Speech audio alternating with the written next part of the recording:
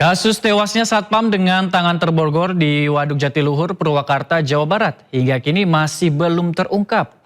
Istri korban berharap polisi segera menangkap para pelaku.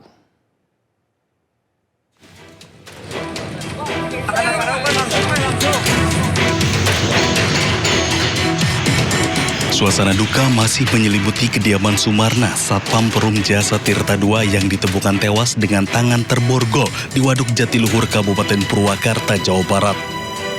Istri korban, Siti Maria, masih belum bisa menerima kepergian suaminya yang selama ini merupakan tulang punggung keluarga.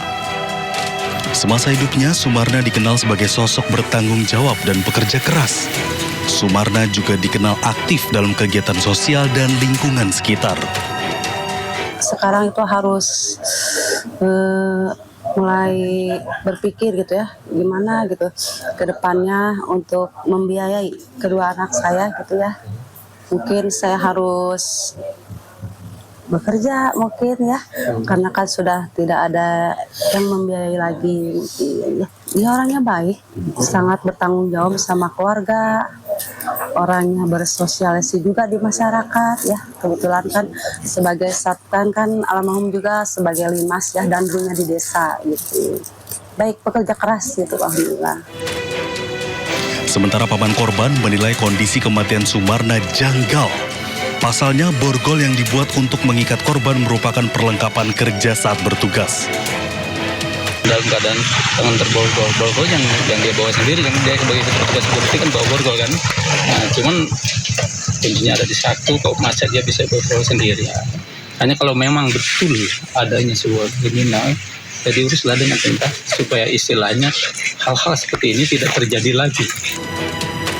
Dalam keadaan berduka, pihak keluarga menyerahkan sepenuhnya kasus ini ke pihak kepolisian, berharap para pelaku segera tertangkap. Dari Purwakarta, Jawa Barat, Irwan, iNews melaporkan. Hampir sepekan pasca ditemukannya Satpam PJT 2 Sumarna tewas dengan kondisi tangan terbogor di Waduk Jatiluhur, Purwakarta, Jawa Barat. Polisi belum berhasil mengungkap pelaku pembunuhannya. Minimnya saksi serta tidak adanya rekaman CCTV di lokasi kejadian menjadi kendala utama dalam proses penyelidikan.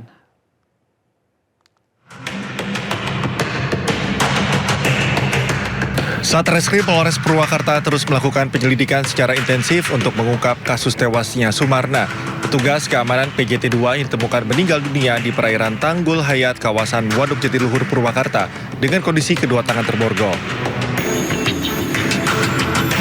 Hingga saat ini penyidik masih mengumpulkan barang bukti dan keterangan saksi untuk menangkap pelaku. Penyelidikan terkendala tak adanya saksi yang melihat langsung peristiwa, serta tidak tersedianya CCTV di sekitar lokasi temuan jasad korban. Polisi juga masih mendalami dugaan keterlibatan kelompok geng motor dalam kasus ini. Selain itu, penemuan 2 borgol saat olah tempat kejadian perkara tambahan turut menjadi bagian dari materi penyelidikan. Sementara itu, hasil otopsi belum dapat disampaikan kepada publik karena menjadi kewenangan tim dokter forensik. Baik, kendala-kendala mungkin terkait dengan adanya CCTV di TKP, kemudian waktu juga pada saat dini hari, ketika saksi juga mungkin pada saat kejadian nihil. Hasil otopsi sudah ada, tapi itu menjadi kerahasiaan kami dalam kegiatan penyelidikan nantinya. Polisi menegaskan akan terus mengembangkan penyelidikan dan mengumpulkan berbagai petunjuk untuk menangkap pelaku pembunuhan Satpam PJT 2 ini, serta memastikan kasus dapat segera terungkap. Dari Purwakarta, Jawa Barat, Irwan, iNews melaporkan. Pemirsa, bayi perempuan berusia 8 bulan korban tindak pidana perdagangan orang berhasil dikembalikan ke ibunya oleh Polda Jambi. Bayi tersebut dijual ayah kandungnya sendiri ke suku anak dalam Jambi seharga 20 juta rupiah.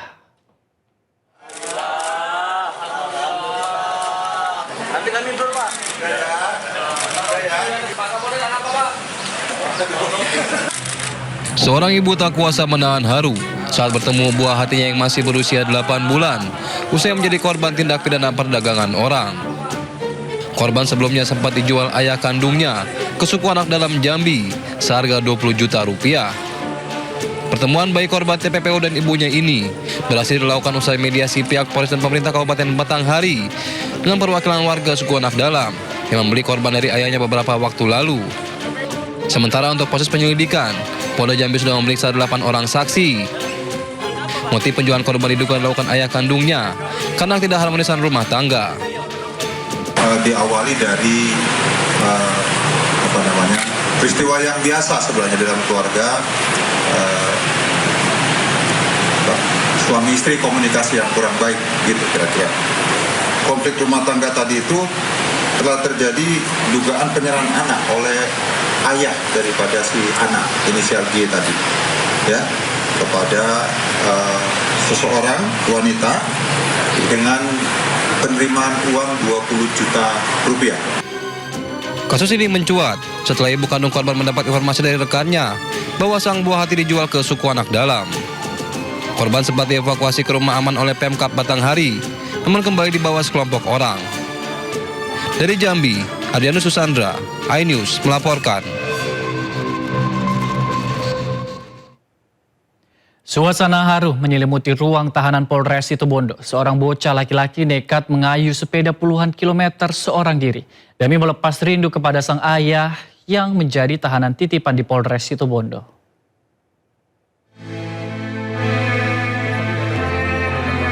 BG, bocah berusia 10 tahun ini mengayuh sepeda hingga puluhan kilometer demi memiliki satu tujuan, yakni bertemu dan memeluk sang ayah yang berada di balik jeruji besi. Tangisnya pecah usai petugas menanyakan maksud kedatangannya. BG mengaku sangat merindukan ayahnya. Petugas akhirnya mengizinkan BG bertemu dengan ayahnya. Petugas juga memberikan semangat untuk terus mendoakan sang ayah agar persoalan hukum yang dihadapi segera selesai. Momen yang paling mengharukan terjadi saat pintu ruang tahanan dibuka. Dari balik jeruji besi, sang ayah telah menunggu.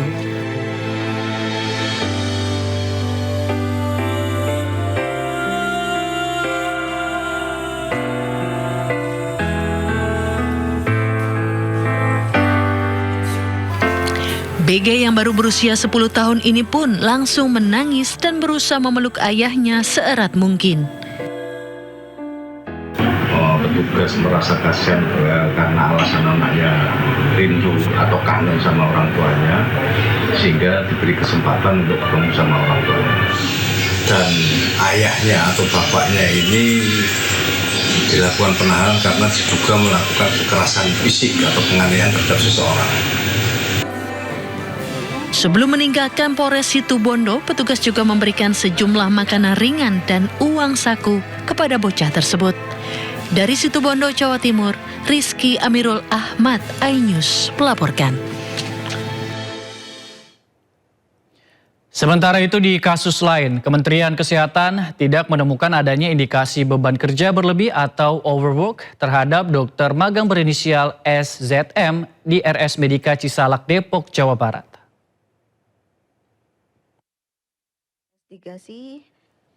Ya pemirsa, dokter magang SZM dilaporkan meninggal dunia usai diduga jatuh dari lantai 18 apartemen Kalibata City, Jakarta.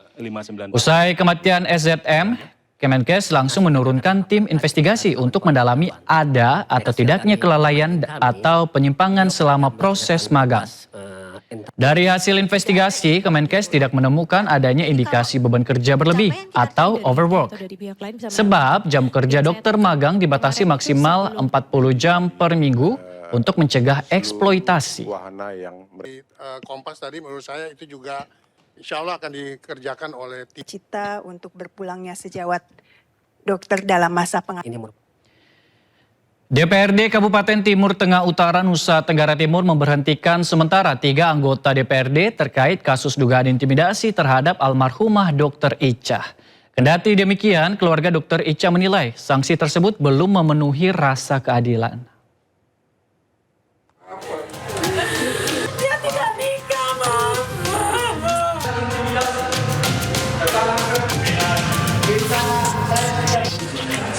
Kasus dugaan intimidasi terhadap almarhumah Dr. Ica memasuki babak baru.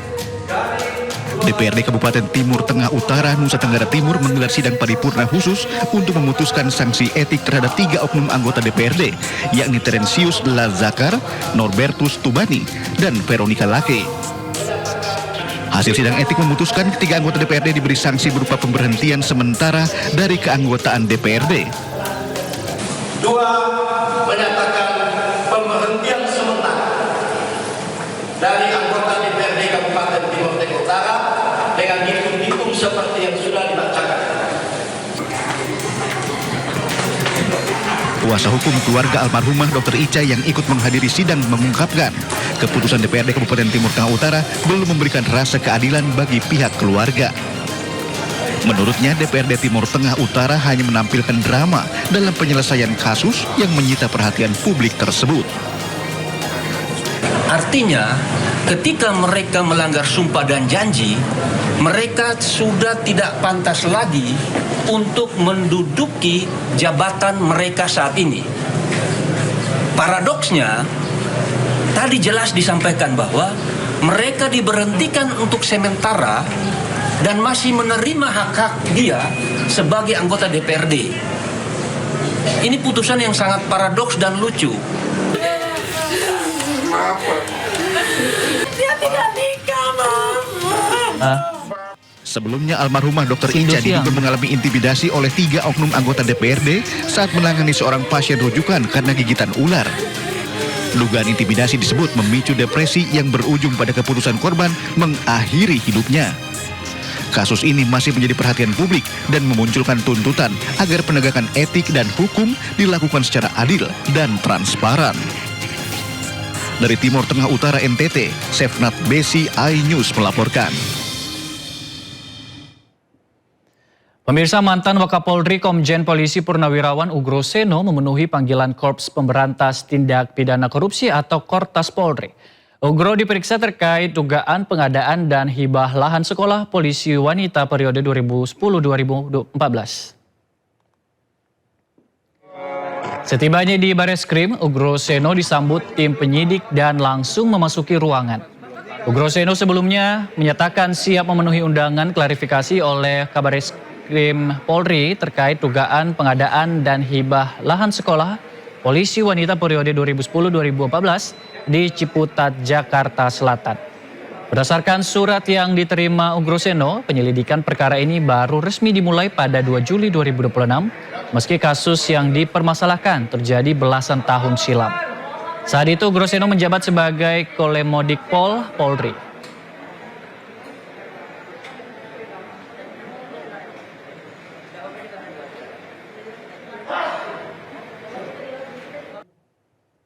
Dan untuk mengetahui pemeriksaan mantan Wakapolri Ugro Seno di Bareskrim, kita sudah terhubung dengan Stephen Patinama bersama juru kamera Eri Nugraha. Stephen, ex-Wakapolri Komjen Pol Ugro Seno diperiksa terkait kasus apa pada hari ini?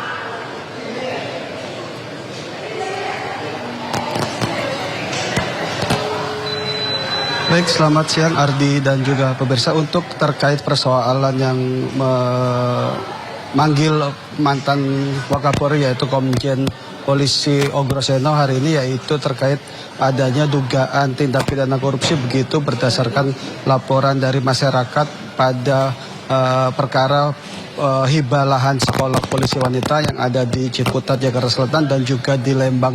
Untuk Komjen Pol Purnawirawan Ugro Seno sendiri memang telah hadir begitu di gedung Bareskrim tempat saya mengabarkan saat ini, tepatnya sekitar pukul 10 tadi dengan menggunakan semacam pakaian lengkap purnawirawan begitu ya Ardi, dan langsung memasuki ke gedung Bareskrim Polri. Namun sebelum memasuki gedung Bareskrim dan juga menemui penyidik dari Korps Tindak Pidana Korupsi maksud saya, atau Tipikor Polri, Ugro Seno sempat memberikan sedikit pernyataan mengenai kehadirannya pada hari ini, yaitu memenuhi undangan klarifikasi tentang adanya dugaan atau laporan dari masyarakat atau hibah lahan sekolah polisi wanita.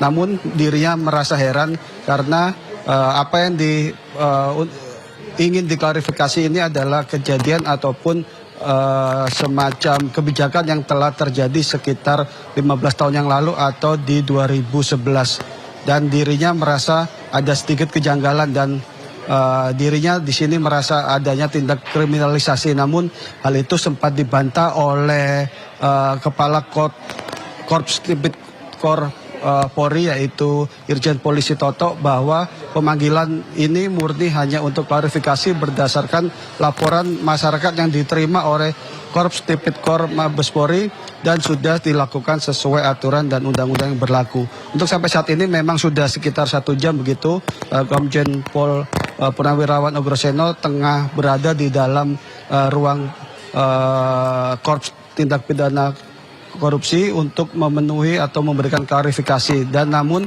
tadi sebelum memasuki ruangan juga Ogroseno sempat menyampaikan dirinya tidak membawa semacam berkas atau sedikit pun data karena dirinya sampai saat ini bingung apakah yang sedang diselidiki oleh Korps Pemberantasan Tindak Pidana Korupsi Polri, karena sampai saat ini dirinya tidak tahu apa yang dipermasalahkan dan apa yang terduga korupsi yang dilakukan saat dirinya menjabat sebagai Lemdiklat Polri saat itu.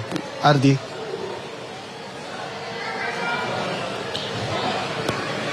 Baik, terima kasih rekan Stephen Patinama dan juru kamera Eri Nugraha melaporkan langsung dari Bareskrim Polri. Selamat bertugas kembali teman-teman.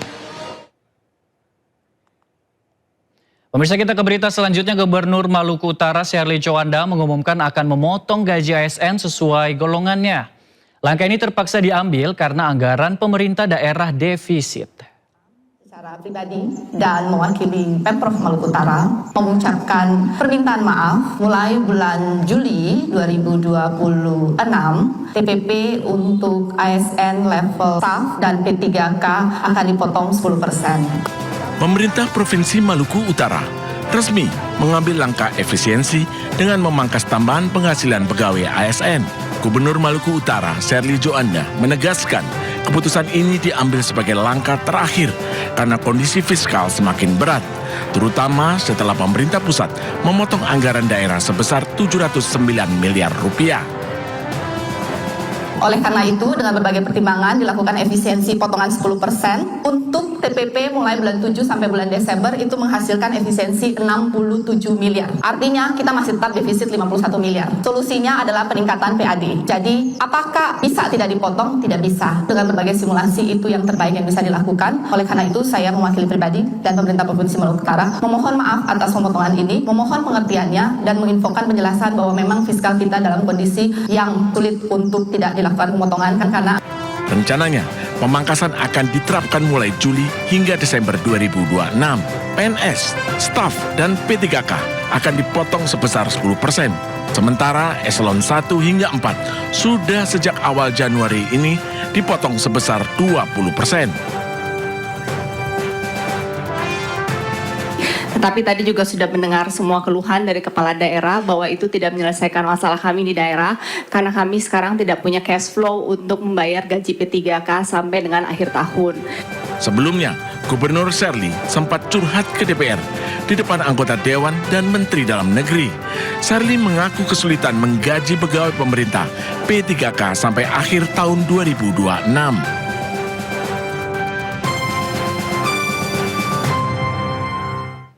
Anda kembali di Sindo Siang. Kebakaran hebat terjadi di Kota Manado, Sulawesi Utara.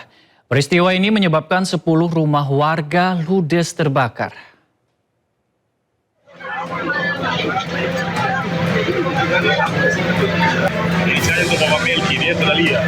Sebanyak 10 rumah di pemukiman padat penduduk yang berada di Kelurahan Wanea, Kota Manado ludes terbakar pada Rabu malam.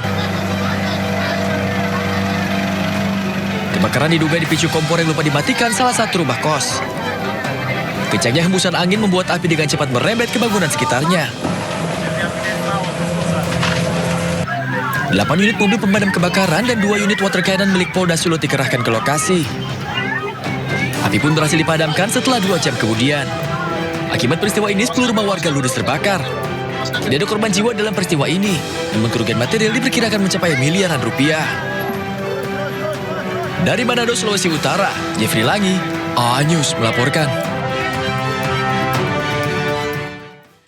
Ya pemirsa, lagi-lagi warga main hakim, seorang pemuda dituduh mencuri motor tewas dikeroyok di Morowali, Sulawesi Tengah. Kedatangan jenazah korban di kampung halamannya di Sinjai, Sulawesi Selatan disambut isak tangis keluarga.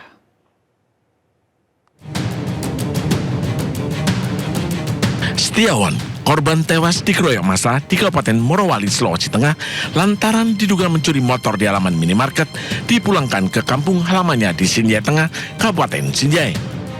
Saat jenazah tiba di kampung halamannya, disambut tangis haru keluarga. Keluarga tidak menduga kepergian korban ke Morowali berakhir tragis. Sebelumnya, dalam rekaman video amatir, korban berusaha menyelamatkan diri dan bersembunyi di dalam minimarket karena diduga mencuri motor. Namun massa yang terlanjur marah masuk ke dalam minimarket menarik korban keluar. Di depan swalayan, korban dikeroyok hingga babak belur, terluka parah dan harus dievakuasi ke puskesmas. Walau sempat mendapatkan penanganan medis, namun nyawa korban tidak dapat diselamatkan. Dari Kabupaten Sinjai, Sulawesi Selatan, Bulan Sri Indramaya, iNews melaporkan. Pemirsa, dijanjikan bekerja gaji tinggi sebagai buruh perkebunan kelapa sawit di Malaysia. 7 calon pekerja migran Indonesia asal Makassar, Sulawesi Selatan nyaris menjadi korban tindak pidana perdagangan orang.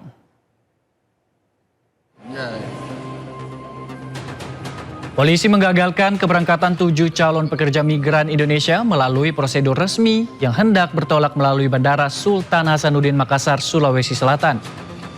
Ketujuh korban akan berangkat menuju Sarawak, Malaysia, dijanjikan pekerjaan buruh perkebunan kelapa sawit dengan iming-iming gaji tinggi.